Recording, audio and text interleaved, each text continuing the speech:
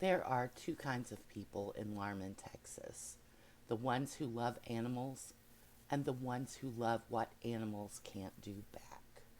I work at a vet clinic, so I've seen both. I've seen the accidents, the discipline, the bruises that don't match the story.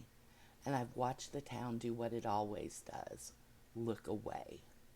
But then something changed. People who hurt animals started dying. Not quietly, not peacefully. The sheriff calls it an animal attack, but the evidence never adds up. No fur, no saliva, no DNA, just torn flesh and fear that spreads faster than truth. And the first time I saw what was doing it, it was standing in the heat like it didn't belong to summer at all. A gray and white shepherd with icy blue eyes, watching me like it was deciding whether I deserved mercy. And now the record begins here. No fur, no saliva, no mercy, by NoSleep scribe. In Larmon, Texas, people didn't believe in ghosts. They believed in heat, in pickup trucks that didn't start when you needed them, in men who smiled too wide and talked too soft. I learned young that in Larmon, you didn't intervene. You watched. You told yourself it wasn't your business, and you lived with the sound later. The first time I saw him, I thought he was a trick of light. It was August, and the sun was so harsh it made the world look overexposed, like God had turned the brightness up too high. I was driving down the service road behind the strip mall when I noticed a shape near the dumpster. A dog, big, German Shepherd silhouette, but wrong in a way my brain couldn't make sense of. He wasn't the usual tan and black you'd expect. He was gray and white, wolf-colored, pale like ash. His coat was thick even in the Texas heat, and when he shifted, it caught the light like there was frost in it. The air around him looked thicker, like winter had pulled there, even though it was over 100 degrees outside. And his eyes were icy blue. Not husky blue, not pretty dog blue. Blue like a winter morning that hurts to breathe. He stared at me like he knew my name. Then he turned his head just slightly and looked towards the dumpster. I followed his gaze. A cat shot out from behind it, scraggly, thin, moving wrong. One leg wasn't touching the ground. And behind it came a boy, maybe 16, laughing like it was the funniest thing he'd ever done in his life. He had a slingshot in one hand, and he raised it again. The shepherd didn't bark, didn't growl. He simply moved between the boy and the cat, so fast my brain stuttered trying to keep up. Except for his eyes, they stayed locked on the boy like it was their job. The boy froze. The dog stood perfectly calm, ears forward, tail low, not wagging, not tucked. Warning, like a posted sign you only notice when you've already stepped too close. The boy swallowed and tried to step around him. The shepherd stepped too, matching him, blocking him, never touching him, never threatening, just refusing. The air tightened like a storm about to break. The boy's laugh died. His hands were trembling so hard that he wouldn't have hit the cat even if he'd tried. "Stupid dog," he muttered, trying to sound tough. "Get out of the way." The shepherd's lips lifted, just enough to show teeth. Not snapping, not lunging, but promising. The boy backed up. The cat disappeared into the bush behind the building.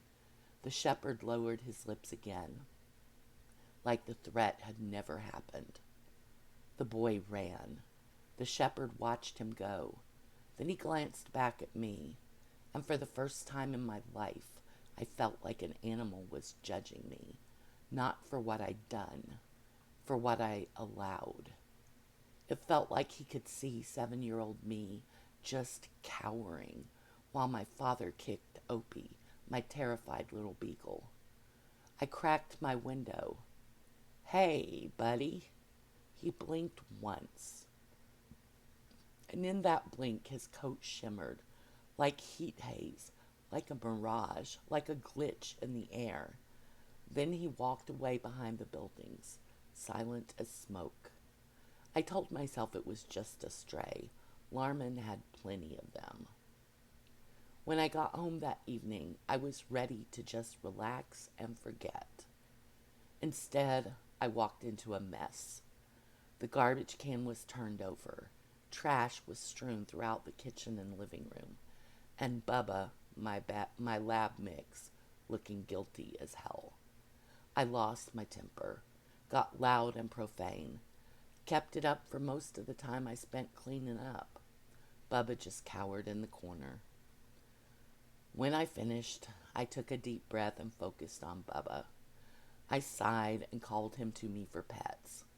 We both knew he had been taught better than that. We both also knew sometimes he messed up anyway. As I was making up with Bubba, I glanced out the sliding glass door. The shepherd stood there, measuring. And I swear to God, his breath fogged the glass, which couldn't happen in that Texas heat. I checked the glass twice that night. The foggy oval stayed until morning. Bubba refused to go near the sliding glass door for the rest of the night. I had to let him go out front to do his business. A week later, the story started. Not a big story, not a headline story, just a small town rumor story.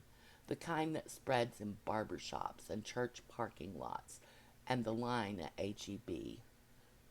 Something is happening to people who hurt animals. It started with a man named Clay Haskins. Clay was one of those men who'd been mean his whole life and called it honesty. He lived on the edge of town in a trailer with a busted porch and a yard full of sun-bleached junk. Everybody knew his dog, an old pit mix that never barked anymore. The dog was always chained, always thirsty, always too thin. One afternoon, somebody heard screaming coming from Clay's yard. Not a person screaming, an animal, and then a sound like something heavy hitting wood over and over. The next morning, Clay was found dead in his kitchen. The sheriff called it an animal attack. They said he'd been torn up so badly they couldn't even tell where the first wound was. But here's the thing. There was no forced entry, no broken windows, no blood trail leading outside. And when they tested the wounds, no animal hair, no saliva, no foreign DNA in the wounds, nothing under his nails. Just damage. Like something with teeth had come in, done what it needed to do, and vanished. Clay's chained dog was still outside when they found him. Still alive. Still chained. Still thin. But for the first time anyone could remember, the food and water bowls were full. After Clay, people started paying attention. Not in a good way. Not like we should stop hurting animals. More like we should stop getting caught. The first for sale sign went up 3 days later. I work at a veterinary clinic on Main Street. I've seen what people do to animals when they think nobody will punish them. Dogs dumped on the highway with rope burns around their necks. Cats brought in with broken ribs because they fell. A rabbit with its ears cut halfway off because a kid wanted to see what would happen. You learn to smile politely. You learn to nod. You learn to say, accidents happen. And you learn to hate people quietly. But after Clay, something shifted. Owners started bringing in pets that had been neglected for years, suddenly wanting vaccines, suddenly wanting checkups, suddenly wanting to do better, like guilt had grown teeth or fear had. Then came the case that made me stop pretending it was coincidence. A woman named Trisha Maynard brought in a chihuahua wrapped in a towel. It was shaking so hard its whole body looked like it might come apart. Trisha's hands were trembling too, but she wasn't crying. She was furious. "He's been acting crazy," she said, dropping the towel on the counter like it was trash. "He keeps peeing in the house. I know he does it on purpose." The chihuahua didn't move. Its eyes were wide and glassy. When I lifted the towel, I saw bruises under its fur, fresh, yellowing, layered. This wasn't new. This was routine. I kept my voice calm. "We'll take him to the back." Trisha leaned forward. "If he costs me money, I'm putting him down." I looked at her then, really looked. Her face was too smooth, too made up. The kind of woman who'd never admit she did anything wrong. She smiled like she could smell her own power, and I felt something crawl up my spine. Not fear, recognition. Because I'd seen that smile before. In men, in teenagers with slingshots, in people who enjoy being the reason something smaller is scared. I took the chihuahua into the back. The moment the door shut, the dog collapsed into my arms like it had been holding itself together through pure terror. I whispered, "You're safe. You're safe." But even as I said it, I didn't believe it. Not yet. Because Trisha Maynard would go home tonight, and the chihuahua would go with her, unless we could prove something, unless we could convince someone to care. And in Larmon, caring was a limited resource. I came back out to the lobby. Trisha was standing by the window, scrolling on her phone. And there, outside in the parking lot, was the German Shepherd. He stood under the lone scraggly tree in a pocket of winter air wrapped in Texas heat, gray and white, still as stone, watching the clinic, watching Trisha. His icy blue eyes didn't blink. Trisha didn't see him, or if she did, she didn't react. I stepped closer to the glass. The shepherd turned his head slightly, and unless my eyes were lying, his coat shimmered, not like fur in sunlight, like air bending, like the world didn't know how to properly hold him. He leveled those icy eyes at me, then Trisha, then back at me. And I understood suddenly, with sick clarity. He wasn't asking permission. He was warning me. That night, Trisha Maynard went home. The chihuahua went with her.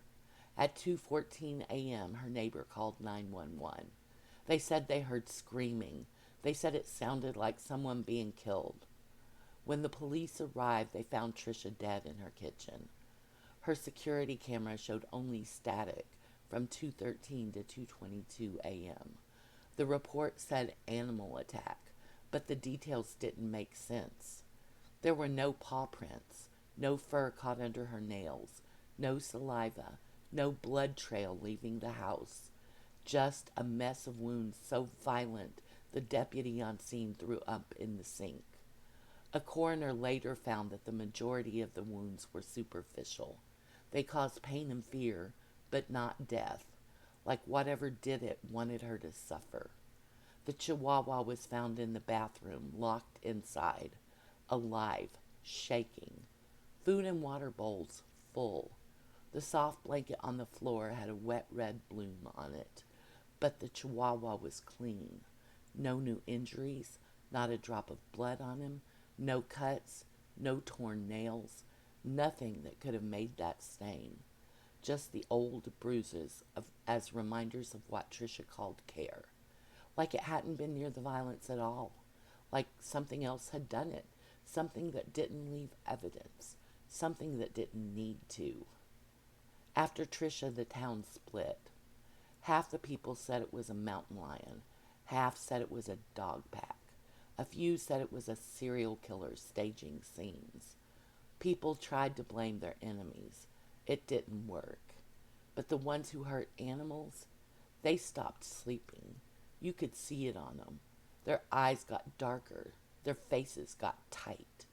They started scanning yards and tree lines like prey, because fear does that. Fear teaches you what you really are. One day, a mutt dashed into the road just as Becca Donaldson was driving by. She ran him over. She got out of her pickup, hyperventilating, screaming, "Oh my God, I'm next, ain't I?" The shepherd stepped out from behind the feed store. He stood over the dead mutt for a moment. Then he walked closer to Becca, halted, and wagged his tail. He turned back to the mutt for a moment and dropped his head as if in mourning, in acknowledgement. Then he turned and walked away. And then came the one that turned rumor into religion, a man named Donnie Greer. Donnie worked at the feed store. He'd always been loud, always been friendly, until you got him alone with something that couldn't fight back. He was the kind of man who'd accidentally step on a kitten and laugh. The kind of man who'd tell you a dog needed discipline and mean bruises. One Saturday afternoon, someone caught him behind the feed store with a sack that was moving. They didn't see what he did, but they heard it. A wet thud, a yelp that cut off too fast, then silence. The witness didn't call the cops. They didn't confront him. They just went home and tried to forget it, because that's what Larmon did. We forgot. But the shepherd didn't. The next morning, Donnie Greer was found dead on the railroad tracks outside town. The sheriff said he must have wandered out there drunk and been attacked by coyotes. But the wounds weren't coyote wounds. Coyotes tear. They don't arrange. Donnie was facing east, so the sunrise displayed him like a museum piece. His body looked like something had punished him with precision, like it had known exactly how much pain to give. He had no immediately fatal wounds, no kill shot, just bite marks and claw marks over his entire body, deep enough to draw blood and disable. He slowly bled to death over hours. He was conscious for most of that time. It wasn't rage, it was sentencing. And when the lab tested him, no animal DNA, nothing. Just torn flesh and empty answers. Later that day, a gray and white dog was seen sitting on the edge of the tracks, watching, still as a posted sign, shimmering faintly in the bright light. I should have been grateful. I was grateful. That's the shameful truth. Because in my head, it felt like justice, like the world had finally grown teeth. But then I started seeing him more, not just in the distance, not just in rumors. I started seeing him close enough to hear him breathe. He appeared outside the clinic when we got cruelty cases. He appeared near the shelter when someone dumped a litter of puppies in a box and drove away. He appeared behind the middle school when kids tried to stomp a possum to death. And every time he did what he had to do. Sometimes it was just presence.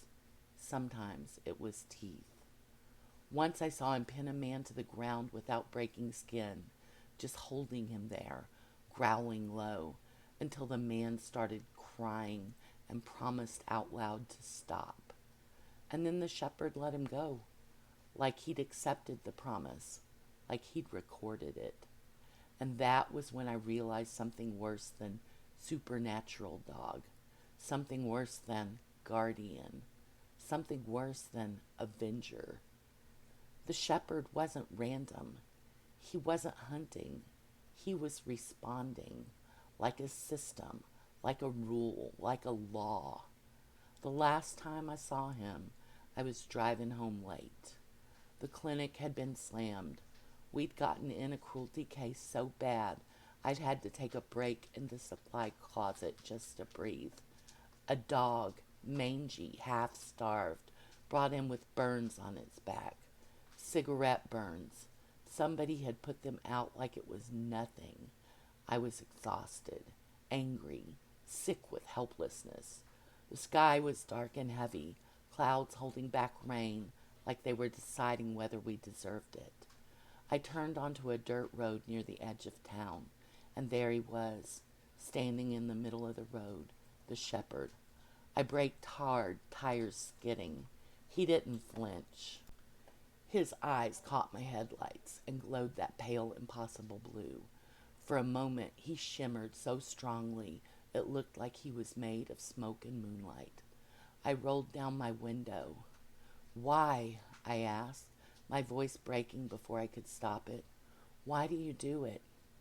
He stared at me, and in the quiet my mind supplied an answer anyway. Not words, not a voice, just a feeling, a message pressed into my bones like a thumbprint. Because someone has to. He turned and walked off the road into the brush, and the darkness swallowed him like it had been waiting. A week later, Larmon had a new rumor. They said if you hurt an animal, you should leave town. They said if you hear paws outside your window at night, you shouldn't look. They said if you see icy blue eyes in your headlights, you should apologize out loud, even if nobody's there. And the worst part, it started working. People who were known animal abusers started listing their homes for sale. People stopped leaving dogs chained in the sun. People stopped disciplining pets with fists. People started turning in abusers, not because it was right, but because it was safer. People didn't become kinder, they became careful. Because in Larmon, justice didn't wear a badge, it wore fur, and it shimmered when the light hit it. I still don't know what he is. I don't know if he's a ghost or a curse or something old that got tired of watching cruelty go unpunished. But I know this. I don't call him a good dog. I don't call him an angel. I don't call him a monster, because none of those words fit. All I know is, in Larmon, Texas, if you hurt something smaller than you, something with icy blue eyes might come for you, and it won't leave a trace. I haven't yelled at Bubba since. Not because I'm better, because I've seen what watches.